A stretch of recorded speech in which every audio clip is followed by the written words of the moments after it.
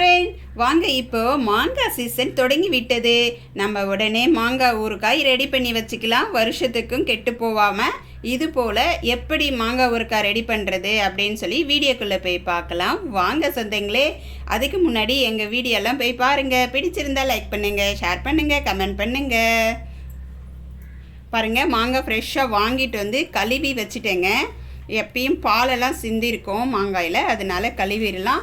நல்ல பச்சையாக இருக்கிற மாதிரி, பழமாக இருக்கிற மாதிரி மாங்காய் வாங்காமல் பச்சையாக இருக்கிற மாதிரி காயாக வாங்கிக்கோங்க. அப்போ தான் ஊறுகாய்க்கு நல்லா தான் இருக்கும், கெட்டும் போகாது. பாருங்கள், கலர் இது மாதிரி வெள்ளையாகவே இருக்கணும். கட் பண்ணால் உங்களுக்கு எந்த சைஸுக்கு வேணுமோ கட் பண்ணிக்கோங்க. நான் கட் பண்ணினேன், எனக்கு ஓரளவுக்கு கட் பண்ணிக்கினேன். நான் இதை விட இன்னும் கொஞ்சம் பொடியாக கூட கட் பண்ணிக்கலாம், உங்களுடைய விருப்பம். அடிபாகத்தையும் குணபாகத்தையும் கொஞ்சம் கட் பண்ணிவிட்டு அதை நீல வாக்கில் கட் பண்ணி வச்சுக்கிட்டா ஈஸியாக இருக்கும் கட் பண்ணுறதுக்குன்னு சொல்லிவிட்டு நான் இது போல் கட் பண்ணுறேன். உங்களுக்கு எப்படி விருப்பமோ பாருங்கள். எல்லா மாங்காயும் இதே போல் கட் பண்ணிக்கலாங்க. கழுவிட்டு நல்லா தொடச்சிடணுங்க. தொடச்சிட்டு இது போல் ஒரு அகலமான பேசன் எடுத்து கட் பண்ணி வச்சுக்கிட்டு ஃபேன் காற்றுல கொஞ்சம் நேரம் ஆற விட்டுருங்க. ஆற விட்ட உடனே ஒரு பிளாஸ்டிக் டப்பாவில் தான் நான் சேர்த்துருக்கேன். நீங்கள் ஜாடி இருந்தால் ஜாடி, இல்லை சட்டி, அது மாதிரி எதுலனாலும் போட்டுக்கலாங்க. அதில் போட்டுக்கலாம். அதில் போட்டுக்கிட்டு ஊறுகாய் தாளித்து வச்சுக்கிட்டா ரொம்ப நாளைக்கு நல்லா இருக்கும். என்கிட்ட அது ஜாடியும் இல்லை, சட்டியும் இல்லைங்க. அதனால் நான் பிளாஸ்டிக் டப்பாவில் நான் போடுறேங்க அதை. இப்போ மாங்காயெல்லாம் நம்ம கட் பண்ண மாங்காயெல்லாம் கொஞ்சம் நேரம் ஃபேன் காற்றுல ஆற விட்டுட்டு நான் அதில் சேர்த்துக்கிட்டேன். இப்போது எல்லாமே சேர்த்துடலாங்க. அதுலேயே கொஞ்சம் சைஸ் வந்து பெருசாக எடுத்துக்கோங்க. அப்புறம் ஊறின உடனே கம்மியாயிடும் பாதியாக.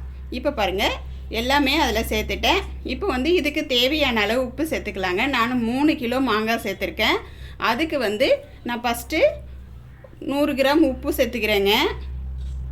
சேர்த்துக்கிட்டு தேவையாக இருந்தால் சேர்த்துக்கலாம், அப்புறம் கூட இல்லைன்னா விட்டுடலாம். இப்போ நிறைய உப்பு கொஞ்சம் இருக்கணும், அப்போ தான் நல்லாயிருக்கும், ஊறுகாய் கெட்டு போகாமல் இருக்கும். அதனால தான் நான் 100 கிராம் உப்பு சேர்த்துருக்கேன். சேர்த்துட்டு இப்போ பாருங்கள், அதை வந்து நம்ம வெயிலில் வச்சிடலாம். ஒரு துணி ஒன்று கட்டிக்கலாங்க. மேலே வெள்ளை துணி இருந்தால் மெலிஸ் துணியாக, கலர் துணியோ வெள்ளை துணியோ மெலிசாக இருக்கிறதா பார்த்து கட்டிக்கலாங்க. வடிகட்டி மாதிரி கட்டிட்டு வெயிலில் கொண்டு போய் வச்சிடலாங்க. வெயிலில் வச்சுட்டு ஒரு 2 நாள் கழித்து இதே போல் 2 நாளைக்கும் வெயிலில் வச்சுக்கலாம். வச்சு எடுத்து வச்சுட்டு 3ஆவது நாள் நான் தாளிச்சிடலாம் அப்படின்னு சொல்லிட்டு காலையில் பாருங்கள், மிளகாய் வந்து நான் தூள் பண்ணி எடுத்துக்கிட்டேன். வர மிளகாய் லைட்டாக சூடு பண்ணிவிட்டு அதை வந்து தூள் ஆகிறதுக்காக இப்போ மிக்ஸி ஜாரில் சேர்த்து தூள் பண்ணிக்கினேன். நீங்கள் மிளகாய் தூள் போடுறதா இருந்தாலும் போட்டுக்கலாம், உங்களுடைய விருப்பம்தான். கடுகு ஒரு 50 கிராம் வறுத்து வச்சுருக்கேங்க. அப்புறம் ஒரு வெந்தயம் வந்து 1 ஸ்பூன் போதுங்க, ரொம்ப ஜாஸ்தி வேண்டாம் வெந்தயம். 1 ஸ்பூன் அதையும் வறுத்து வச்சுட்டேன். நான் ரெடியாக வறுத்து ஆற வச்சுட்டேன். அப்போ தான் பொடி பண்ணுறதுக்கு நல்லாயிருக்கும்னு சொல்லிவிட்டு மிளகாய் பொடி பண்ணி வச்சுட்டு அதுலேயே நான் அதையும் பொடி பண்ணிட்டேன். ஒரு கடாய் வச்சுட்டு ஒரு 1/4 லிட்டர் எண்ணெய் சேர்த்துருக்கேங்க. நான் கடையில் எண்ணெய் சேர்த்துருக்கிறேன். நீங்கள் வந்து நல்லெண்ணெய் இருந்தால் நல்லெண்ணெய் சேர்த்துக்கோங்க. இப்போதைக்கு என்கிட்ட நல்லெண்ணெய் காலி ஆயிடுச்சு, கடலை எண்ணெய் சேர்த்துருக்கேன். பாருங்கள், அது சூடு ஏறட்டும். நம்ம இப்போ 2 நாள் வெயிலில் வச்சு எடுத்து வச்சுருந்த மாங்காய் எப்படி இருக்குன்னு பார்த்துக்கலாம். உடனே தாளிக்கிறது இருந்தாலும் தாளிக்கலாம், அதுவும் வீடியோ போட்டிருக்கேன்.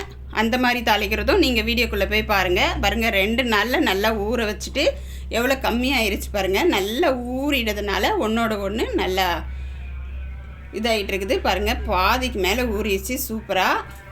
உப்புலாம் சரியாகுதுன்னு இப்போ வாயில் போட்டு பார்க்கலாம். மாங்காவை சரியாக இருந்துச்சுன்னா நம்ம அப்படியே விட்டுடலாம், இல்லை கொஞ்சம் கம்மியாக இருக்கிற மாதிரி இருந்தால் கொஞ்சம் சேர்த்துக்கலாங்க. எனக்கு சரியாக இருந்துச்சு, நான் எதுவும் பண்ணலை. அதுலேயே இப்போ அரைச்சிட்டு வந்து மிளகாயை சேர்த்துடலாங்க. மிளகாத்தூள் நான் அரைச்சிட்டு தான் வந்தேன். தூள் சேர்க்குறவங்களா இருந்தாலும் சேர்த்துக்கலாம், அப்படியே சேர்த்துக்கோங்க அந்த மாங்காயிலேயே சேர்த்துட்டு. அப்புறம் நம்ம வெந்தயமும் கடுகும் தூள் பண்ணியிருந்தோம் இல்லைங்களா, அதில் வந்து ஒரு 3/4 பாகம் சேர்த்துக்கோங்க. நான் 1/4 பாகம் வந்து எடுத்து வைக்கிறேன், தேவையாக இருந்தால் சேர்த்துக்கலான்னு சொல்லிவிட்டு எல்லாமே முதல்ல கொட்டிட வேணான்னுட்டு 3/4 பாகம் சேர்த்தேங்க. சேர்த்துட்டு பாருங்கள், இப்போ அப்படியே மேலாக்க கொஞ்சம் அப்படியே மிக்ஸ் பண்ணிடலாம்.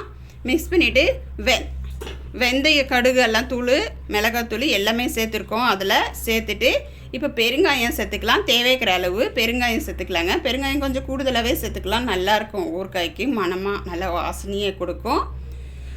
நல்லா கொஞ்சம் சேர்த்துக்கிட்டேங்க நான்.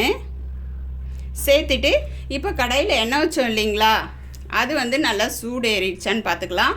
சூடு ஏறிட்ட உடனே கடுகு சேர்த்துக்கலாங்க. கடுகு உளுத்தம்பருப்பு கலந்த மாதிரி இருக்குது. அது வந்து நான் 3 ஸ்பூன் சேர்த்துருக்கேங்க. கடுகு உளுத்தம்பருப்பு சேர்ந்த மாதிரி நல்லா வெடியட்டும். பாருங்கள் நல்லா பொரிஞ்சு வந்துருச்சு. அந்த கடுகு நல்லா பொரிஞ்சு வரட்டும் அப்படின்னு சொல்லிட்டு கொஞ்சம் வெயிட் பண்ணிவிட்டு எல்லா கடுகும் பொரிஞ்ச உடனே நம்ம இப்போ அந்த மசாலாவை தூக்கி அதிலேயே ஊற்றிடலாங்க. ஊற வச்ச மாங்காயில் மசாலாலாம் கலந்தோம் இல்லைங்களா ஊறுகாய்க்கு, அப்போது அதிலே ஊற்றிட்டோங்க. இப்போது அதை நல்லா மிக்ஸ் பண்ணி விட்டுக்கோங்க. அடியில் போயிட்டு மசாலாலாம் அடியில் தான் இருக்கும், மாங்காய் மட்டும்தான் மேலே தெரியுது. மிக்ஸ் பண்ணிக்கோங்க. நல்லா மிக்ஸ் பண்ணி விட்டுட்டோம்னா சூப்பராக ரெடி ஆயிருங்க. அப்படியே அந்த சூட்லேயே மிக்ஸ் பண்ணி விட்டுட்டு அப்படியே ஆற வைக்கணும். உடனேவும் நம்ம எடுத்து டப்பாவில் போட்டுறக்கூடாது, அதுதான் மெயின். இப்போ அந்த சூட்லேயே நல்லா மிக்ஸ் பண்ணி விட்டுட்டேன். எப்படி கலர் சேஞ்ச் ஆகி வருது அப்படின்னு சொல்லிட்டு நீங்களே பாருங்கள். அடியிலேருந்து மசாலா வந்தவொடனே கலர் நல்லா சேஞ்ச் ஆகிருச்சு. நான் ஃப்ரெஷ் மிளகா தான் அரைச்சி போட்டேன். தூள் போட்டிங்களா இன்னும் கொஞ்சம் கலராக இருக்கும், அது எதுனா கலர் பொடி சேர்த்துருப்பாங்கன்னு சொல்லிட்டு நான் மிளகாவே அரைச்சி போட்டுட்டேன். பாருங்கள் கலர்ஃபுல்லாக ரெடி ஆயிடுச்சு ஊறுகாய். வருஷத்துக்கும் சேமித்து வச்சுக்கலாங்க, ஒன்றும் ஆகாது. ஃப்ரிட்ஜில் வைக்கலாம், வெளியவும் வைக்கலாம், நம்மளுடைய விருப்பம்தான். நல்லா கொஞ்ச நேரம் நல்லா ஆறட்டும் அப்படின்னு சொல்லிட்டு அப்பப்போ மிக்ஸ் பண்ணி விட்டுக்கோங்க. ஃபேன் காற்றுல வச்சுட்டு நல்லா ஆற விட்டுருங்க. பாருங்கள் ஆறட்டும்னு சொல்லி நான் பேன் கடையில் கொண்டு வந்து வச்சிட்டேன். ஆறட்டும் பார்க்கலாம்.